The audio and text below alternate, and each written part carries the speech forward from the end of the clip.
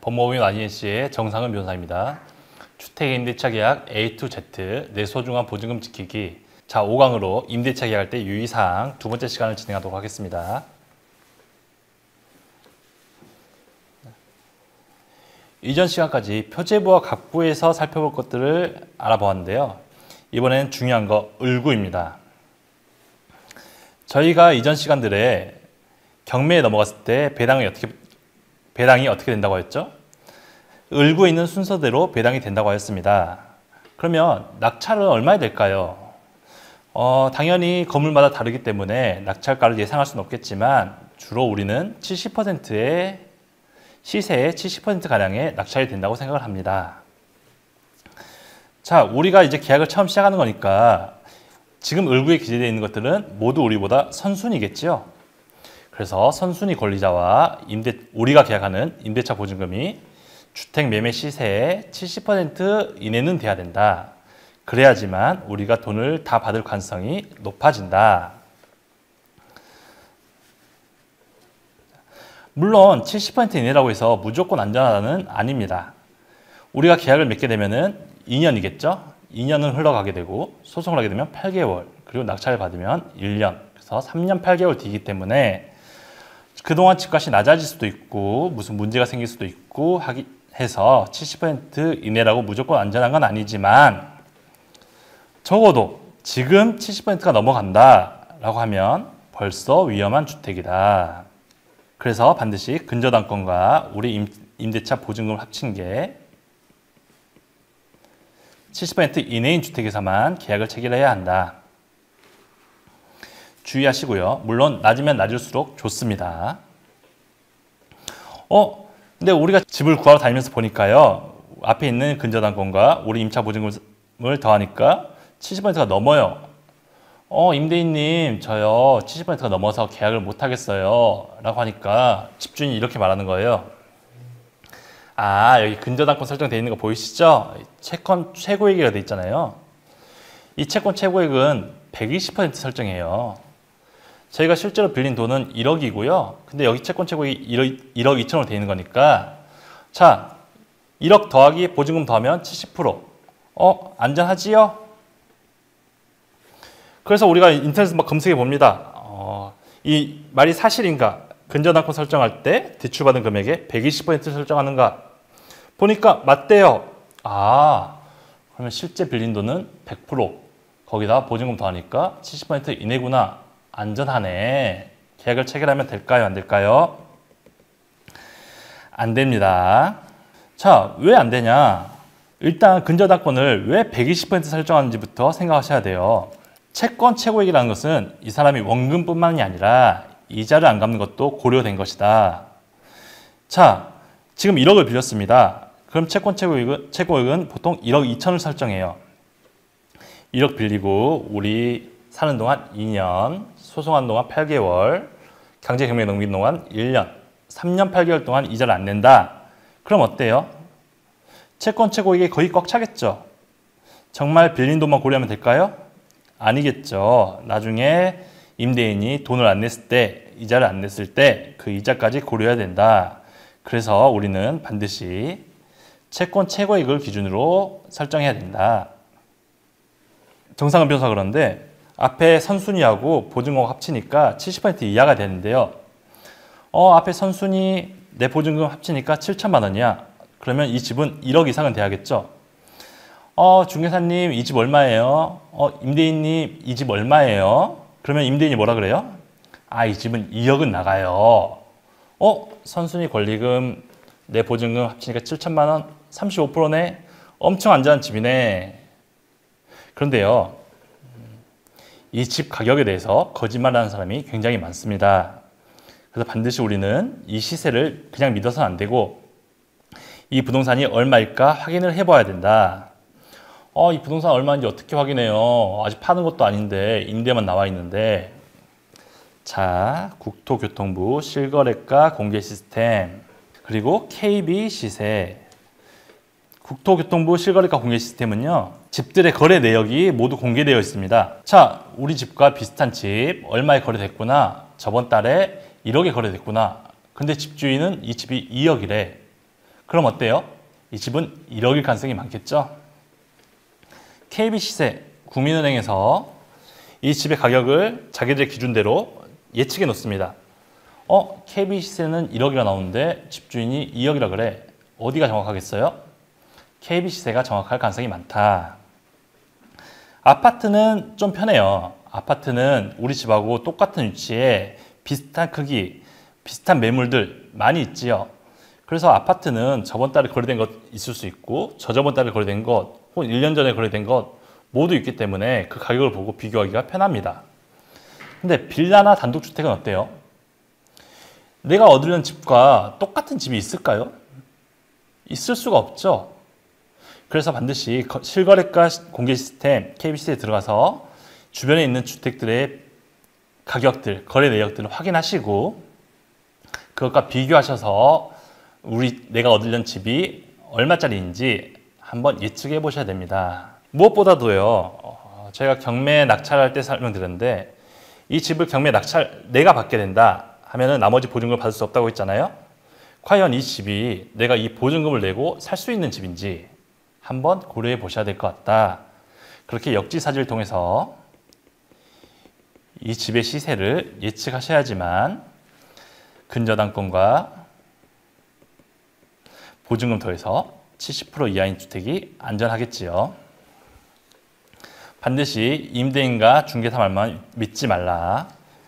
임대인은 당연히 자기 집이 비싸다고 하겠죠. 중개사도 호가를 이야기하겠죠. 혹은 계약을 체결하기 위해서 이 집이 비싸다고 얘기할 수 있겠죠. 반드시 주변 건물의 거래 사례와 비교를 하셔야 된다. 거래 사례는 국토교통부 실거래가 공개 시스템에서 확인할 수가 있다. 다음 넘어가겠습니다. 자, 우리요 경매에 낙찰되면은 을구 순서대로 배당을 받는다고 했죠. 그런데 우리도 등기를 안 했는데 배당을 받잖아요. 우리는 주택임대차 보호법을 통해서 보호를 받고 있고 마찬가지로 등기에 기재되지 않았지만 보호받는 권리자들이 있습니다. 하나씩 살펴볼게요.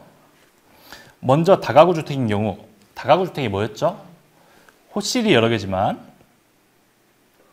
등기는 하나인 건물. 각 호실들은 방처럼 취급을 받는다. 그 방마다 임차인들이 있다. 우리가 이제 임대차 계약을 체결하면요, 우리보다 앞에 있는 사람들은 다 선순위겠지요. 그리고 확정일자와 전입신고도 했을 겁니다.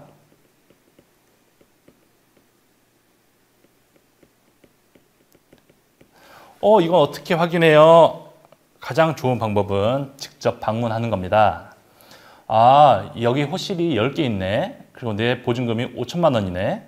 그러면 나머지 9개, 4억 5천만 원어치는 선순위 보증금이 있을 수도 있겠구나 라고 예측을 하셔야 돼요. 중개사한테 물어보면 안 돼요. 중개사님, 앞에 선순위 보증금 얼마 있어요? 중개사도 모릅니다. 중개사도 임대인에게 물어보고요. 이게 전세 사기의 흔한 예이다. 전세 사기를 치려는 사람은 앞에 선순위, 나머지 9개 호실 다 월세예요. 보증금 1,000만 원이에요. 그래서 9천만 원밖에 없어요. 선순위 보증금. 근데 왜 우린 전세예요? 쉽게 믿어서는 안 된다. 그러면요, 정확하게 확인할 수 있는 방법이 없을까요? 자, 요새는 주민센터에서 임대인 동의를 받아 놓으면은 확정일자와 차임, 보증금 등의 정보를 확인 가능합니다. 다가구 주택을 계약한다. 그럼 반드시 필수적으로 확인하셔야 됩니다. 집주인이 거부하는데요, 무슨 동의를 해주냐? 앞에 확정일자 내 말 못 믿냐? 아니, 내가 집주인인데 내가 말하는 게 맞지? 자, 집주인에게도 이걸 확인해 줄 의무가 있다. 반드시 확인해야 되고, 다가구 주택의 선순위 보증금을 속이는 사기는 무척이나 많이 일어나고 있다. 근데 집주인이 절대 안 보여준대요. 어떻게 해야 돼요? 계약 체결하지 마세요. 하시면 안 됩니다. 다음 넘어갈게요. 자, 주택임대차 보호법 통해서 우리처럼 보호받는 선순위 임차인들이 있을 수 있다. 그런데 하나 더 있습니다. 미납된 세금이요. 세금 중에 일부, 당해세라고 그러는데 세금 중 일부는 다른 권리자들보다 앞서 배당될 수 있다. 다른 권리자인 누가 포함이다? 우리도 포함이다. 등기 안 돼 있던데요. 우리도 등기 안 돼 있었잖아요. 세금은 특별하게 등기가 안 돼 있어도 먼저 받아갈 수 있는 세금들이 있다. 이거 어떻게 확인해요? 등기부 등본 아무리 봐도 모르겠어요. 중개사한테 물어봅니다. 집주인이 세금 안 냈으면은 배당 먼저 받는다고 하는데 집주인이 안 낸 세금이 얼마예요? 중개사가 알까요? 모르겠죠. 집주인한테 물어볼 겁니다. 중개사도. 세금 안 낸 거 있으세요? 그럼 집주인이 세금 안 낸 거 없는데요? 실제로는 있을 수도 있죠. 어떻게 확인하느냐? 임대인으로부터 납세 증명서 또는 국세 완납 증명서 등을 받아서 확인해야 됩니다. 집주인이 이거 뭐 보자 그러니까 안 보여준대요. 무슨 내가 집주인인데 보증금 돌려주면 되지 무슨 세금 낸 것까지 확인하려고 그래요. 사생활 침해 아니야? 근데 납세 증명서나 국세 완납 증명서를 보여주는 것은 의무이다. 의무라 그랬는데도 안 보여준대요. 그럼 계약하지 마십시오. 떼일 수 있는 부동산이다. 세금을 납부한 사람들은 보여줄 것이다. 혹은 임대인으로부터 동의받아서 미납 국세와 체납액이 열람도 가능합니다. 자, 앞에 임차인도 확인했고 세금도 확인했어. 그래도 앞에 선순위가 또 있습니다. 바로 최우선 임금 채권이라고 그러는데요. 3개월치 임금, 3년치 퇴직금 이것들은 근로기준법에 따라서 먼저 배당을 받는다. 월급을 주는 사람이 밀려 있어야겠죠. 그래서 임대인이 사업자인 경우 일부 임금 채권은 낙찰대금에서 먼저 배당이 된다. 집주인한테 물어볼게요. 주인 아저씨 저 혹시 월급 안 주신 거 있으신가요? 난 직장인인데 뭔 소리야. 월급 안 준 거 없어. 자, 이거 확인 어떻게 할까요? 확인할 방법이 없다. 맹점이긴 하지만 어쩔 수가 없죠. 우리 임대차 계약 2년 하잖아요. 2년 사이에 직장을 다니던 아저씨가 사업을 할 수도 있는 거고 사업을 하는 아저씨가 월급을 밀릴 수도 있는 거고 그걸 지금 상태에서 확인한다? 확인할 방법이 없다. 사업하고 있으면은 월급 지금까지 줬으면 되는 거 아니에요? 아니다. 이 이후에 월급 밀려도 우리보다 먼저 배당을 받게 된다. 그래서 도저히 확인할 수 있는 방법이 없습니다. 그럼 어떻게 해요? 어쩔 수가 없다. 전세보증보험에 가입하셔야 된다. 그래도 정말 진짜 불안한데요. 확인할 수 있는 방법이 없을까요? 라고 하면은 임대인의 사회보험 완납증명서, 사회보험이라는 게 우리 흔히 말하는 4대 보험입니다. 사회보험 완납증명서를 보여달라고 하십시오. 4대 보험을 다 냈는지. 물론 4대 보험을 다 냈다고 해서 뭐 월급을 안 밀린다거나 이런 건 아닙니다. 그런데 우리 계약할 당시부터 4대 보험을 밀리고 있다. 그럼 월급이 제대로 안 나오고 있다는 거겠죠? 그때 밀리고 있으면 무조건 위험한 집이다. 근데 그때 안 밀리고 있다고 하더라도 나중에 밀릴 수도 있다. 그래서 확인할 방법이 없다. 앞에 숨어있는 선순위 권리자들이 굉장히 많지요. 이거 다 확인하고 계약을 체결하는 게 원칙인데 확인 못하겠다. 특히 앞에 있는 최우선 임금채권은 확인도 할 방법이 없다. 그럼 어떻게 해요? 전세보증보험에 가입하라. 다시 이야기합니다. 전세보증보험에 가입하면은 이런 사고가 일어났을 때 보상이 된다. 다시 한번 또 얘기할게요. 전세보증보험에 가입하세요. 자, 알겠어요. 저 전세보증보험에 가입할게요. 가입할 만한 집을 구해야겠네요. 이 집, 전세보증보험에 가입할 수 있는 집은 어떻게 아느냐? 그것도 알 방법이 없다. 계약을 체결하고 나서야 알 수 있게 됩니다. 자, 그래서 우리가 임대차 계약서상 보면은 특약을 적는 부분이 있어요. 특약, 특별한 약속, 우리 임대인과 임차인 사이에서만 특별히 적용되는 약속을 정하겠다. 여기에 꼭 써주셨으면 하는 특약이 있습니다. 바로 전세보증보험에 가입이 안 되는 경우에는 무효로 한다. 예시 설명해 드릴게요. 임차인의 귀책 없는 사유로 본 임대차 계약에 대한 전세보증보험 가입이 불가능한 경우 본 임대차 계약을 무효로 하고 보증금을 즉시 반환한다. 이 조항을 반드시 넣어야 됩니다. 전세보증보험에 가입하셔야 되고요. 다시 한번 임차인의 규책 없는 사유. 그러니까 내 잘못이 아닌데도 보증보험에 가입이 안 된다. 그런 경우에는 임대차 계약을 무효로 하고 보증금을 즉시 반환한다. 물론 이 조항이 있다고 해서 무조건 가입이 되거나 하는 건 아니지만 적어도 보증보험이 가입이 안 된다 하면 최대한 빨리 나올 수 있겠죠. 다음, 있기를 바라는 특약이에요. 임대인이 이렇게 말합니다. 보증금 받아서 앞에 있는 근저당권 말소해 줄게요. 그러면은 당신 보증금밖에 안 남으니까 70% 이내라서 안전해요. 선순위에 있는 근저당권을 말소한다고 약속을 해줬다. 이런 경우에도 그 말 믿고 아무것도 안 할 수도 없다. 특약을 적어 놓는 겁니다. 임대인은 임차인으로부터 보증금의 잔금을 수령하는 즉시 본 임대차 계약보다 선순위의 근저당권을 말소하기로 하며 이행하지 않는 경우 임대차 계약을 무효로 하고 보증금을 즉시 반환한다. 이렇게 특약 적어놨는데 안 지키면 어떻게 해요? 바로 보증금을 달라는 소송을 하면 됩니다. 나중 가서 위험하는 것보다 지금 바로 시작하는 게 낫겠다. 굉장히 중요한 특약입니다. 현재 등기 상태 유지. 먼저 특약 내용부터 읽어드릴게요. 임대인은 계약일 현재 등기부 등본상의 권리관계를 임차주택의 인도 완료일 다음 날까지 유지해야 하며 그러하지 못할 경우 본 임대차 계약을 무효로 하고 보증금을 즉시 반환한다. 자, 우리가 임대차 계약을 체결하잖아요. 그러면 그날 바로 이사를 들어가나요? 그런 건 아니죠. 보통 한 달은 있단 말이에요. 계약 체결하고 잔금일은 한 달 뒤. 우리가 계약하는 날 등기부 등본을 열심히 확인했어요. 선순위 권리자들도 모두 확인했어요. 그런데 그건 언제까지 유효하다? 그날만 유효하다. 보증금을 주고 이사 가는 날까지 유효할지 보장이 있나요? 보장이 없습니다. 자, 근데 왜 임차주택의 인도 완료일 다음 날이에요? 우리 대항력 다시 써놨습니다. 대항력은 임차인 주택 인도와 주민등록 마친 때 다음 날부터 생긴다. 그러니까 우리가 이사 간 다음 날까지 등기에 기재가 아무것도 안 돼 있어야 된다. 이걸 반드시 특약으로 적어 놓으세요. 아니, 변호사님 너무 걱정 많으신 거 아니에요? 이거 당연한 거 아니에요?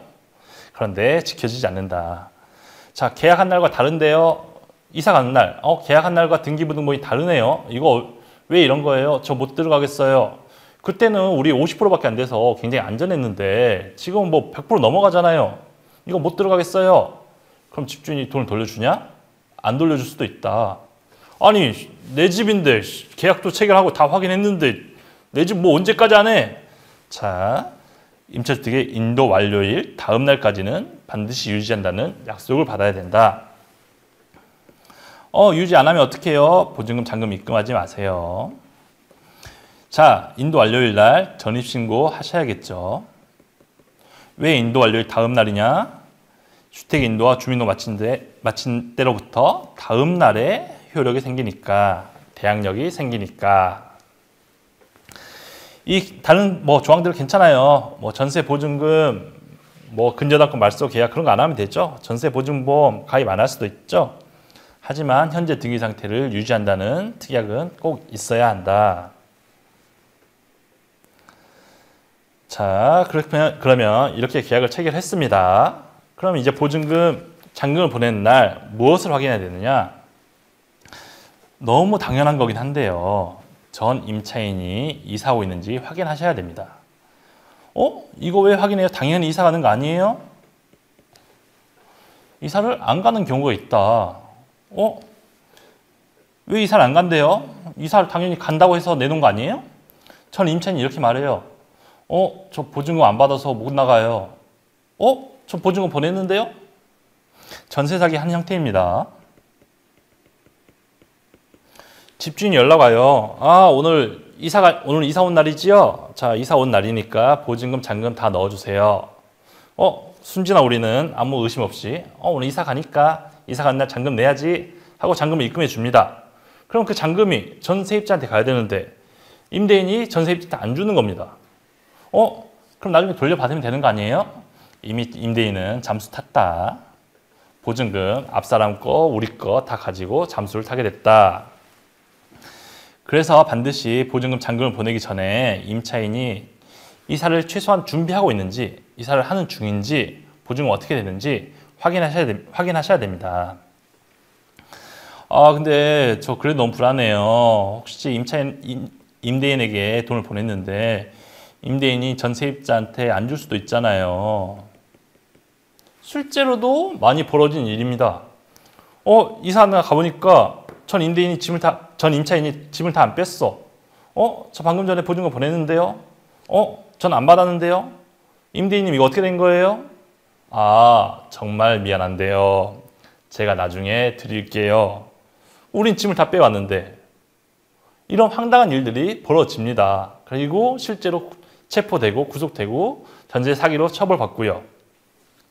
그래서 웬만하면은 임대인과 전세입자와 이야기를 해서 증거를 물론 남겨놓고요. 우리 보증금 잔금을 전세입자한테 바로 주는 게 좋겠다. 그래서 반드시 세 분이서 만나는 시간이 필요하겠지요. 물론 갔더니 전세입자가 이사를 하고 있어요. 전세입자한테 물어보니까 보증금 받았어요. 걱정하지 마세요 하면은 저희도 이사를 하는 것이고요. 근데 반드시 최소한 이사를 준비하고 있는지 확인하시고 이사할 생각도 안 하고 있다 하면은 보증금 잔금을 보내지 말아야 합니다. 그리고 하나 더. 아까 전에 제가 꼭 넣으라는 특약이 있었죠. 인도 완료일 다음 날까지 등기를 유지해야 된다. 그 말 듣고요. 제가 오늘 이사한 날이잖아요. 등기를 보여달라 그랬어요. 그러니까 집주인이 등기를 보여주더라고요. 등기에 새로 추가된 거 없네요. 그래서 제가 보냈어요. 라고 하는데요. 자, 잔금 보내기 전에는 등기부등본을 직접 떼봐라. 어디서요? 인터넷 등기소에서.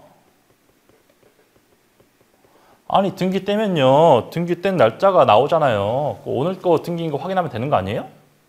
아닙니다. 바로 신청 중인 등기라는 게 나올 수 있어요. 저희가 뭐라고 했어요? 대항력 언제 생긴다? 전입신고하고 다음날 생긴다. 다음날 0시예요.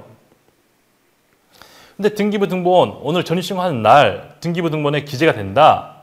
하게 되면 어떻게 됩니까? 우리보다 선순위가 되는 거예요. 세상에 이런 사람이 어디 있어요? 많이 있습니다. 자, 등기는요. 신청한다고 그날 바로 되는 게 아닙니다. 며칠 걸려요. 그래서 이미 신청해 놓은 등기가 있다 하면은 등기부 등본을 떼려고 할 때 신청 중인 등기가 있다라고 뜹니다. 그럼 신청 중인 등기가 있다라고 뜨면 어떻게 해야 돼요? 잔금을 보내면 안 되는 겁니다.